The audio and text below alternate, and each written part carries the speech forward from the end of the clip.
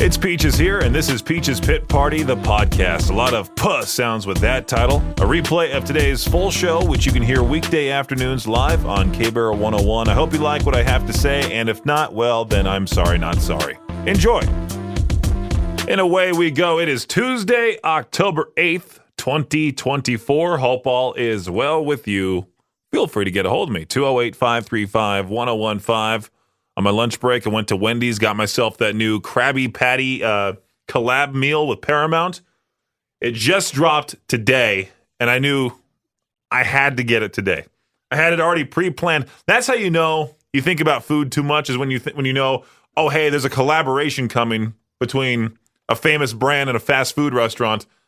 I'm gonna mark it down on my calendar the first day that it's out, in order to go get it. Well, it wasn't only me here in the office that got one. Josh from Classy 97, he also got himself a Krabby Patty meal from Wendy's, and he recorded the entire thing, making me look bad. I should have recorded a whole food review video for our YouTube channel, like K-Barrel 101 RMG. He filmed one for Classy. The burger was really good. It was just a standard burger, though. There was nothing really crazy about it. You got the quote-unquote top secret Krabby Patty formula sauce on it. And then you get the same usual stuff. You got lettuce, onions, tomato, pickles, cheese. Wendy's has their signature square patty. The bun. Other than the sauce, it was just a regular burger. The fries were okay, too. Just regular Wendy's fries. But the Frosty, the pineapple under the sea Frosty, now that was good. Now, I ordered mine through the app. And I don't know if that made a difference or whatnot, but Josh apparently didn't get stickers. I got a sticker sheet right here. Yeah. I don't know what's so great about these stickers. One of them says SpongeBob approved Krabby Patty. I mean, they're fun for maybe if I had a kid, but I'll keep these around. I might sell these on eBay. Who knows?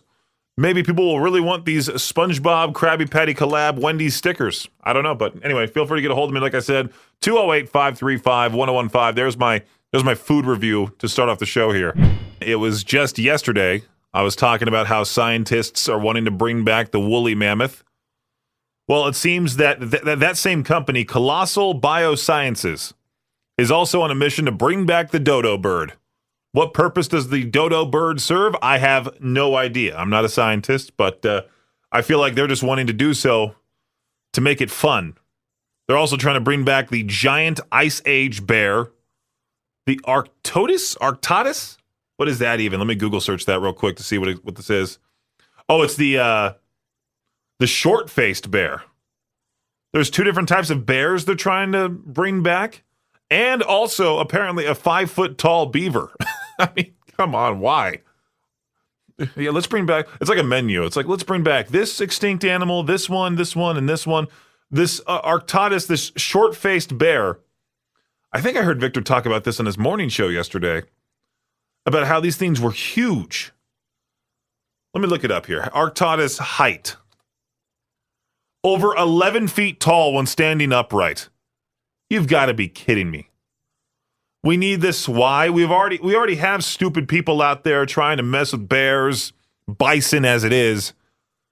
I could imagine the content creators rushing to wherever they decide to put these animals, the areas there, and trying to take like a selfie with one to then post it on their social media profile. A lot of these content creators are going to get killed if they bring back these animals. It's going to be an awful situation. This is kind of weird to put out there on TikTok. This article here asks, has someone wronged you in some way? Is there a coworker you can't stand? A terrible neighbor, maybe? A partner who cheated on you? TikTok supposedly has the quote-unquote perfect hack to release your anger. Just bake them cookies. Well, you're not baking cookies to give them. You are baking cookies decorated to look like the people you are upset with, and then eating them. So essentially all you're doing is you're putting thought and effort into those people you hate, and then posting a video of you eating cookies with their faces on them, so you publicly show who you hate. Those people could see that. It also makes you look dumb. I don't know. It's just like, can you imagine if I just started baking a whole bunch of cookies with like my former basketball coach on there from high school, My ex is on there. It just makes me look like a weirdo because it's like, oh, I'm still thinking about these people. No, just bake yourself cookies just to eat the darn cookies. Last month, NBA insider Adrian Wojnarowski shocked the sports media world by retiring from the breaking news business to become the general manager of the men's basketball program at St. Bonaventure. Yesterday, the replacement for Woj was announced. Not surprisingly, it's Shams, I don't know how you say his last name, Charania, who is joining ESPN as its senior NBA insider. So while Woj is out there enjoying his life away from the bright lights of ESPN, Shams is stepping up, taking his place. When pro athletes finish their seasons, they often joke about spending more time playing golf in the offseason. Caitlin Clark is following through and will be teeing it up in the LPGA Pro-Am event, the Annika. Plans are for Clark to play in the tournament in mid-November, also be a panelist at the Women's Leadership Summit at Pelican Golf Club. She says, I love golf, so the opportunity to play it in the Pro-Am for a tournament with a legend like Annika Sorenstam's name on it is so exciting. I'm looking forward to seeing all the LPGA players on the driving range being part of the Women's Leadership Summit and, of course, teeing it up in the Pro-Am with Annika.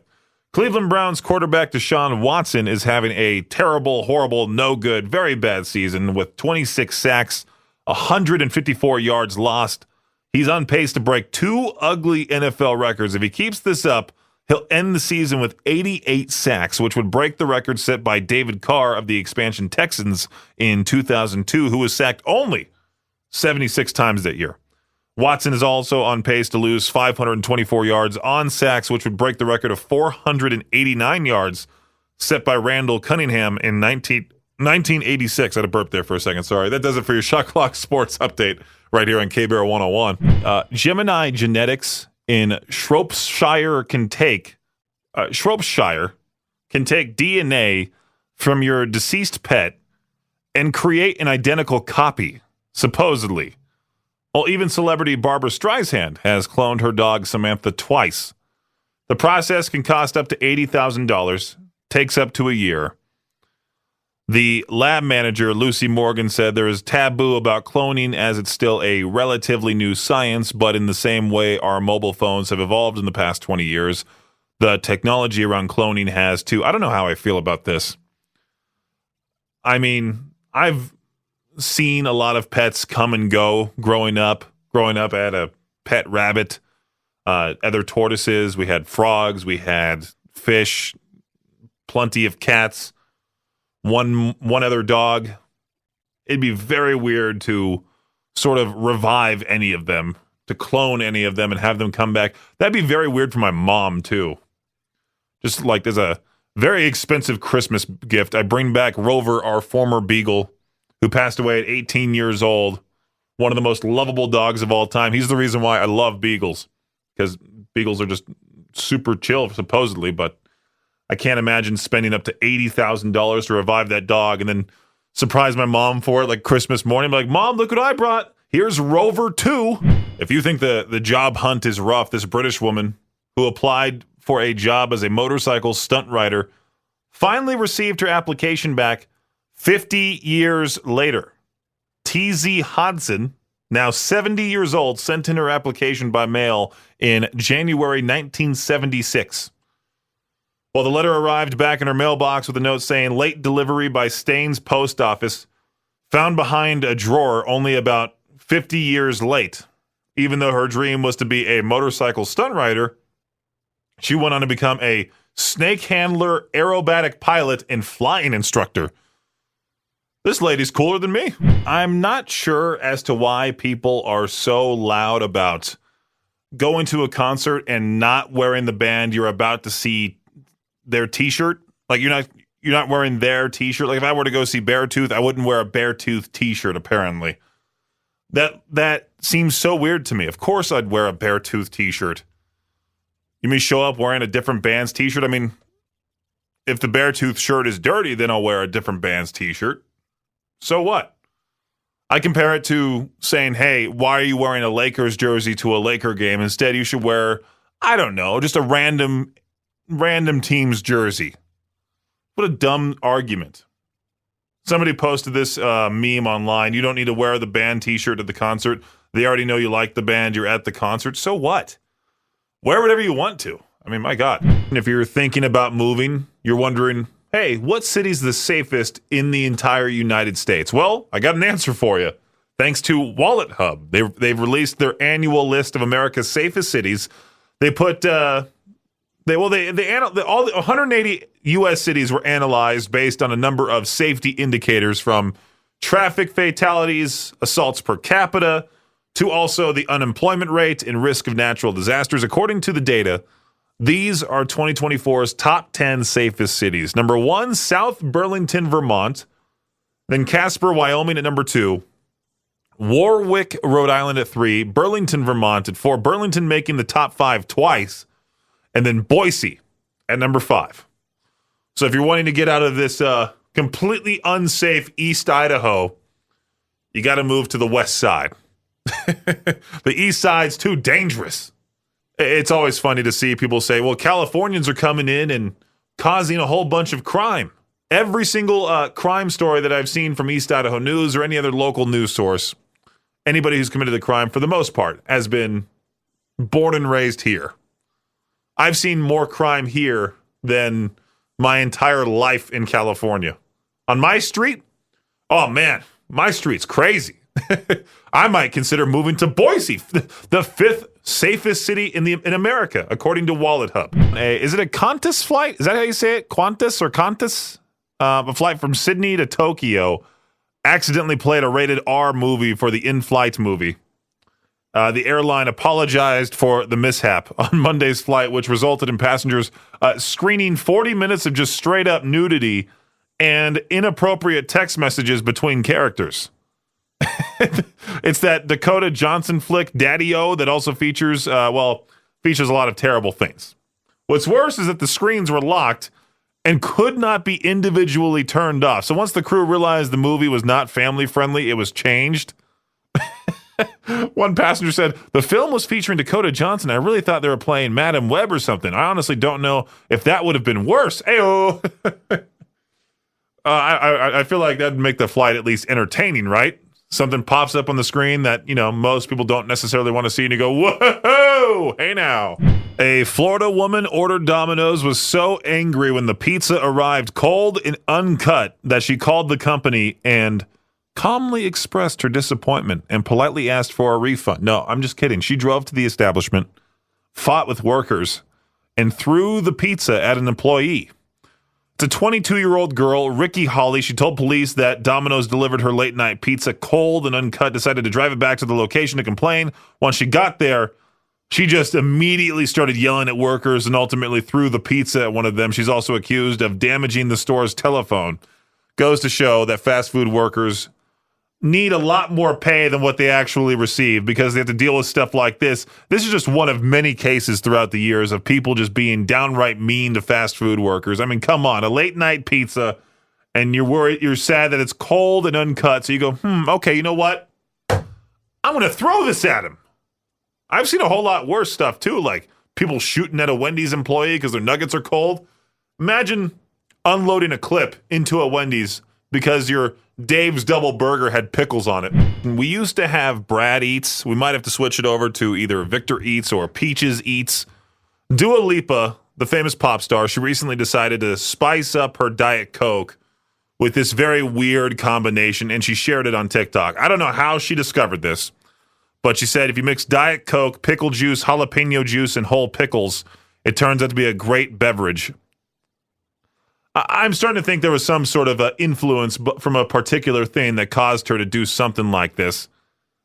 My favorite tweet that I saw in reaction to this TikTok video saying, hey, everyone's favorite pop star eats like a raccoon. Time for To Peach Their Own. Saw this question on Ask Reddit. And I know I've asked something similar, if not this question in the past. Where'd it go? There it is. What actor plays the villain so good you almost don't even like the actor? I've seen a lot of people put that one lady who plays Umbridge in Harry Potter. There's also that dude from Game of Thrones. I forgot his name. But there's plenty of different answers in here. My answer would have to be Homelander, for sure. Gladiator Joaquin Phoenix, or whatever his name is. Can't stand that guy from Scott. Let me know what actor plays the villain so good you almost don't even like the actor at 208-535-1015 for To Peach Their Own. All right, what actor plays the villain so well you almost don't even like the actor? God, that's a tough one. They play it so well, but when they play it so well, that's why I like them. Like for me, Anthony Starr, who plays Homelander in The Boys, almost creeps me out because he's so good at playing that role, and he almost seems intimidating in real life, even though he's not even close to Homelander in real life. I didn't even realize he was from New Zealand. He has that accent to him, and he seems like the nicest dude in real life. Same with young Carlo Esposito. I'm going to say, without seeing it, possibility of Lady Gaga playing this new Joker role. Did you watch that movie? No. You're just saying that? I'm saying that because stick to your singing, but at the same time, if you could play a good role, because when you questioned it the way you did, I was hoping what made you like them the most, and I was going to say Jack Nicholson for when he played the Joker in the very first Batman, because he did that so well. I did see a great meme earlier today that said when Jared Leto finds out he's now the second worst Joker, or he has the second worst Joker movie of all time because of the recent Joker film with Joaquin Phoenix and Lady Gaga, which I refuse to watch. See, and I haven't seen it, but I saw something about it, and I'm like, really? And I just kind of went, wow. So that's on my, maybe if I have time to sit down and watch list. It is a musical after all. Thanks for listening to Peach's Pit Party, the podcast. If you enjoy the show, please share, subscribe, and rate the podcast. Peach's Pit Party is hosted by me, Peaches, and is a production of Riverbend Media Group. For more information or to contact the show, visit riverbendmediagroup.com. Until next time, Peach out.